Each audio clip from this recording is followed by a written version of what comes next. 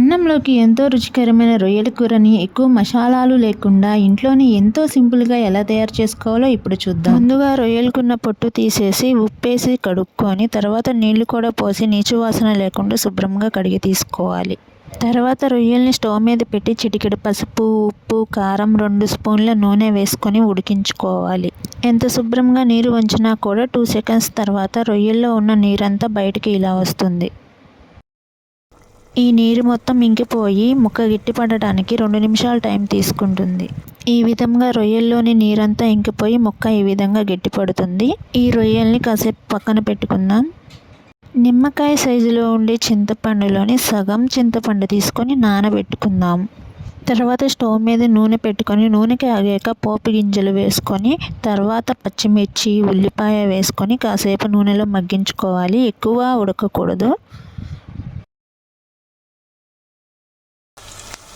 తర్వాత ముందుగా కట్ చేసి పెట్టుకున్న టమాటా ముక్కల్ని కూడా వేసుకొని నూనెలో మగ్గించుకోవాలి. ఇవి మెత్తగా ఉడికిందాకా మగ్గించుకోవాలి. చూడండి, ఇవి మెత్తగా ఉడికిపోయాయి. వీటిని గరిటెతో ఇలా మెత్తగా స్మాష్ చేసుకోవాలి. ముందుగా ఉడికించి పెట్టుకున్న రొయ్యల్ని తీసుకొని ఈ టమాటాల్లో వేసుకొని కలయి పెట్టుకోవాలి. మీ రుచికి తగినంత ఉప్పు, కారం వేసుకోవాలి. ముందుగా మనం గుజ్జు తీసి పెట్టుకున్న చింతపండు రసాన్ని కూడా ఈ రొయ్యల్లో వేసుకొని కలిగి పెట్టుకోవాలి.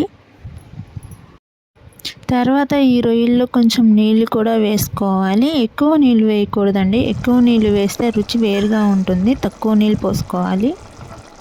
తరువాత నిమ్మకాయ సైజ్ ఎంత అల్లం చిన్నులపాయ పేస్ట్ని కూడా ఇందులో వేసి కలియబెట్టుకోవాలి.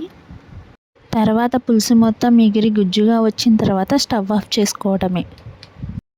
చూశారు కదా, ఎంతో రుచికరమైన రొయ్యల కూర ఎలా తయారు చేయాలో. ఇది అన్నంలో తింటే చాలా రుచిగా ఉంటుంది. పులుసు మొత్తం ఎగిరిపోయి ఇలా గుజ్జుగా వస్తుంది. ఇది చాలా టేస్టీగా ఉంటుందండి. నిజంగా మీరు ఇంట్లో ట్రై చేసి చూడండి. చాలా అంటే చాలా బాగుంటుంది. నేను ఎప్పుడూ ఇంట్లో ఇలాగే చేసుకుంటాను. Thanks for watching my video.